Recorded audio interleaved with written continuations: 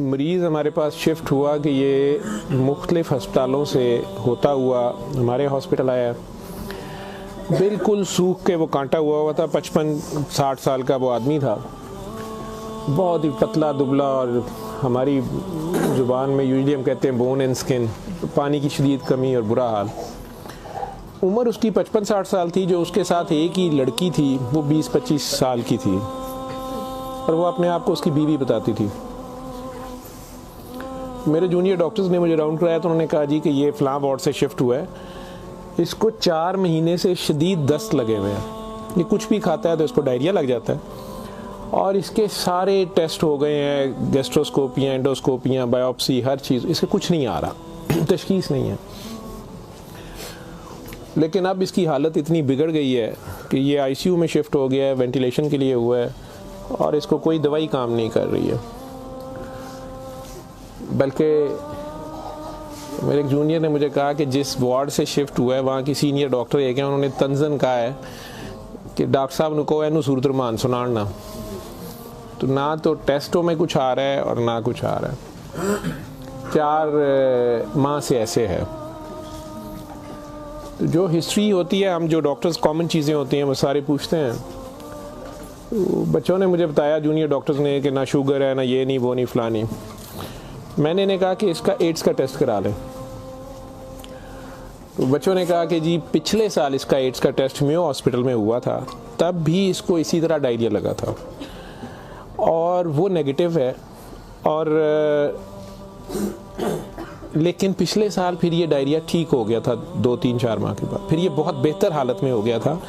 लेकिन अब फिर इसको 4 माह से ये है, और अब इसकी ये हालत हो गई। अब ये बेहोश था वो, खैर वेंटिलेटर पे चला गया, लेकिन मैंने फिर भी उसका एड्स का टेस्ट भेज दिया कि ये भेजो उसका।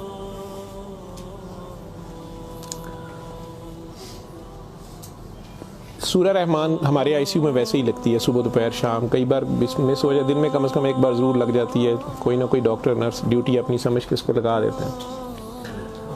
वो भी लग रही थी, सारे पेशेंट्स थे। जहाँ तक जितनी मेरी याददाश्त साथ देती है कि तीसरा दिन था तो मेरी जूनियर डॉक्टर का मुझे फ़ोन आया, बड़ा पैनिकी। उसने कहा कि सर ये पेशेंट जो है इसकी हालत तो ख़राब ही है, वैसे ही है, बेहतर नहीं हो रहा ये वाला पेशेंट।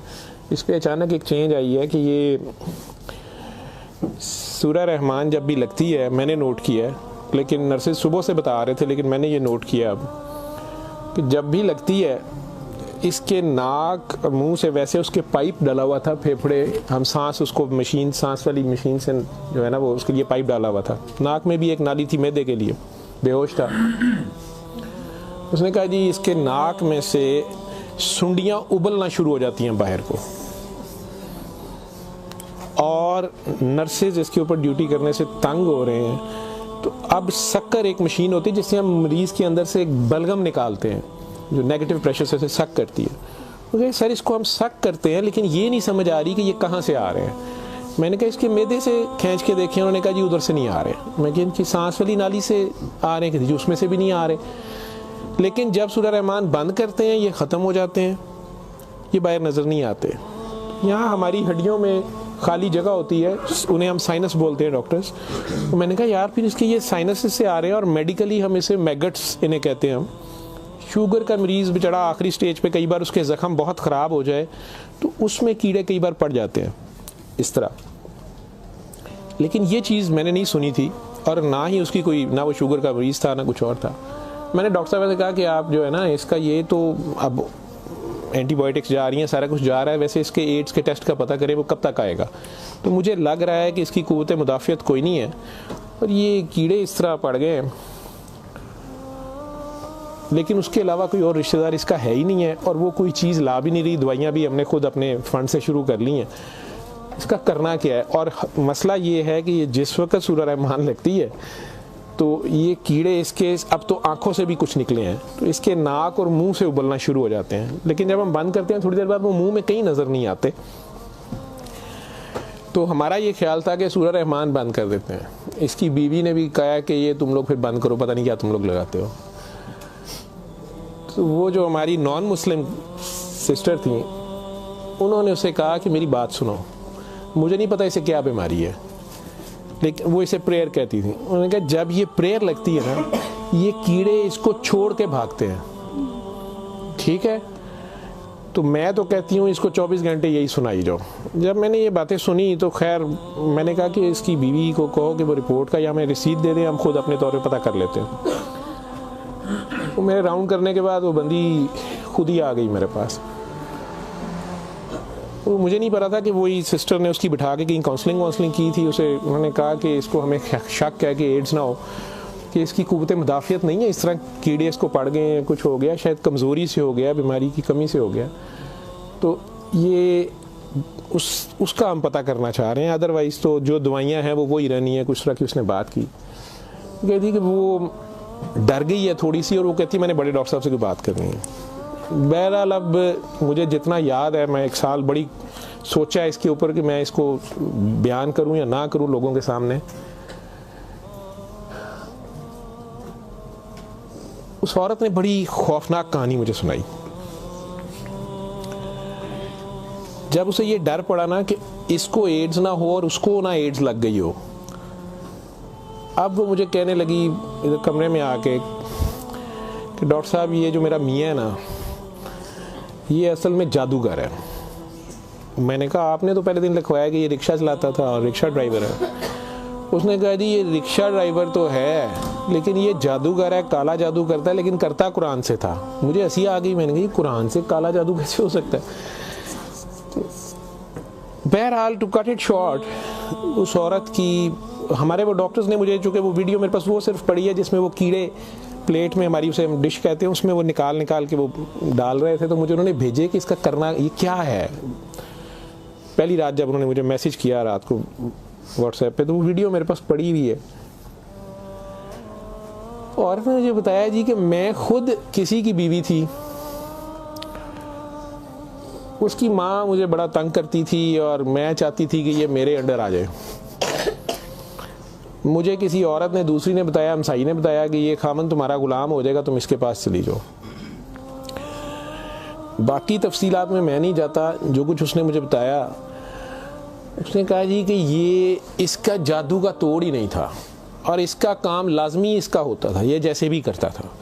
तरीकाकार उसने क्या कहा जी, इसने कमरे में अंदर एक गाव तकिया रखा होता था, उसके ऊपर इसने वो जिस तरह स्माइली होता है, जो मुझे समझ आई कि उसने कोई बुत सा बनाया हुआ था, उस कमरे में ये बिठाता था और वो लोगों को पहले तो कुरान शरीफ भी पता नहीं पढ़ने वो कहता था, कुछ करता था, फिर उनकी बात सुनता था, सारा कर करा के जो मुझे उसका तरीका वारदात समझ आया या जो भी था।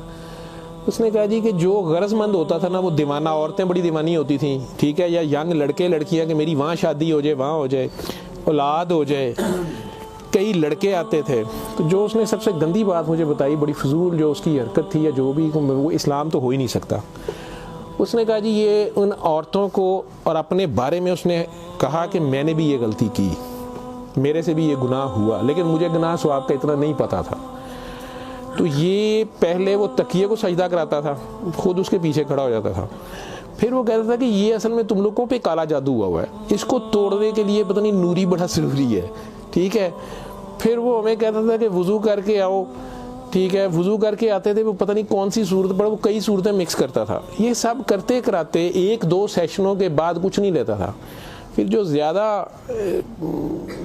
लोग अपने काम के पीछे दीवाने होते थे, उनको वो बताता था कि इसमें बड़े पैसे भी लगेंगे, ये जान पे खेलना पड़ना है, पता नहीं क्या करना, और तुम्हें भी मेरे साथ करना पड़ेगा, इसमें बड़ा कुछ जो है ना रिस्क है, लेकिन काम तुम्हारा हो जाएगा।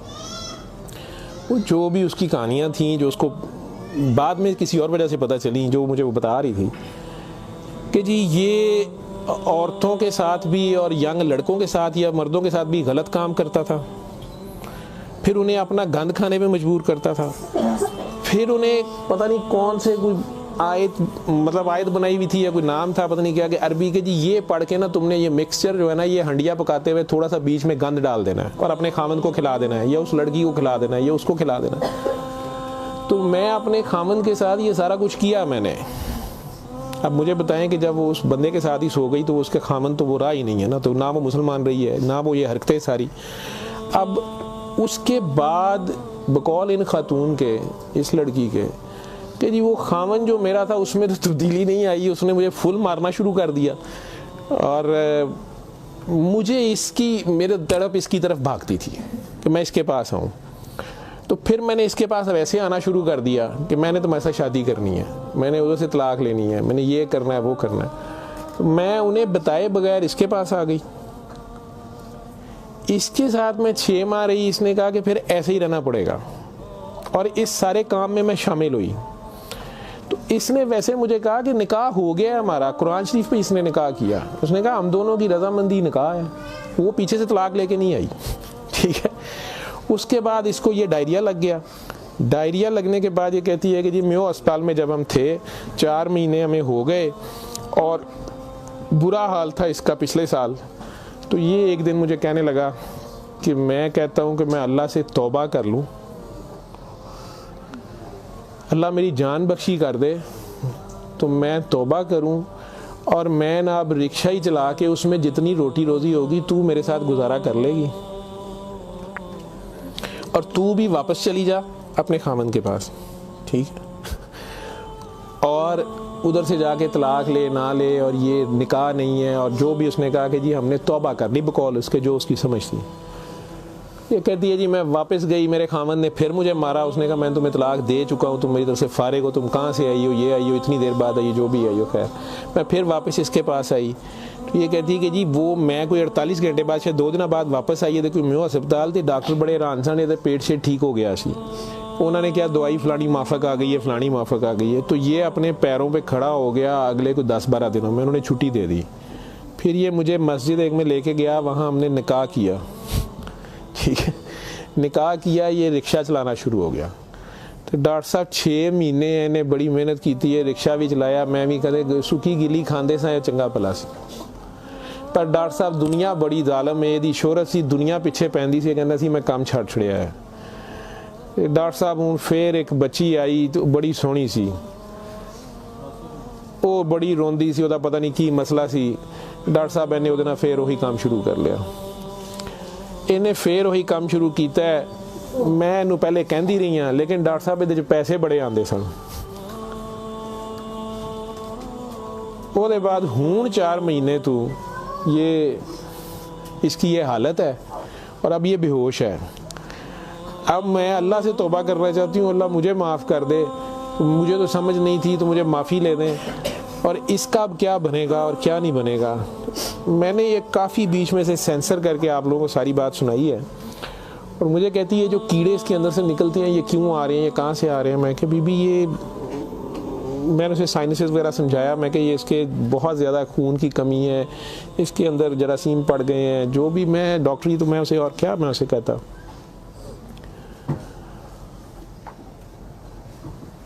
और उस वक़्त सारी बात सुना के तो उसने वो रिपोर्ट अंदर से निकाली और मुझे कहती है जी ये रिपोर्ट में तो इसको HIV की रिपोर्ट थी कि जी वो उत्थे रिपोर्ट वाले मैनू कहा है कि डॉक्टर साहब फौरन जाके दिओ ते तुसी लैबोरेटरी में कहीं पूछती रही। तो उन्होंने कहा जी तुसी उत्थों जाके पूछो। तो मैं दसिया मेरे खामन दी मैनू दसो, उन्होंने कहा तुसी अपनी भी कराओ। तो डॉक्टर साहब ये रात दी मेरे कोल है, तो मैं मैनू तो नहीं बीमारी होएगी, मैं सूरत रहमान सुन ला। मैंने कहा जी आप भी सुने, 7 दिन सुने, मैं आपको क्या कह सकता हूँ। 1 दिन वो और जिंदा रहा, बंदा मर गया। आखिर तक उसके कीड़े वो आते रहे उसी तरह। जब भी वो सूरह रहमान लगती थी वो ऐसे होता था जैसे उबलते थे बाहर को, नाक से उसके, मतलब वो 1-2 नहीं होते थे कि जिन्हें आप पकड़ के साइड पे कर दें। मैंने बताया ना कि वो शक्कर मशीन रख के, तो उससे वो शक्कर में हम शक करते थे उसको सारा, वो मशीन में जाते थे, लंबी सुनियाँ उसकी नाक से मुंह से। और आखिर में वो औरत भी उसकी डेड बॉडी लेने में भी तैयार नहीं थी। नहीं जी ये मैं इनू कितने दबांगी, ये वो। मैं कि नहीं अब इसको ये तो आप नहीं लेके जाना, हम हॉस्पिटल से हम और क्या कर सकते हैं। अल्लाह जाने कि ये साल पुरानी बात हमारे हॉस्पिटल में रह के गया है पेश। अव्वल तो मुसलमान ना जादू कर सकता है, अगर वो जादू वाला इल्म कहीं से सीख भी लेता है या अपने तरीके से वो समझता है वो जादू कर रहा है, तो वो मुसलमान नहीं रहता।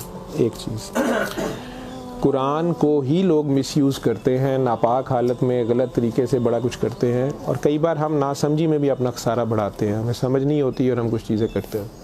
कुरान खुद कह रहा है कि इससे मोमिन के लिए शिफा और रहमत है, और जालिम इसी में से अपने लिए खसारा बढ़ाते हैं। अपनी जान पे जुल्म करना भी जुल्म ही होता है। तो अव्वल तो मुसलमान जादू ना कर सकता है, ना किसी दूसरे पे करवाता है। अगर दूसरे पे भी करवाता वो मुसलमान नहीं रहता। जब आप जादू के चक्कर में पड़ेंगे, ये खुद शिरक है।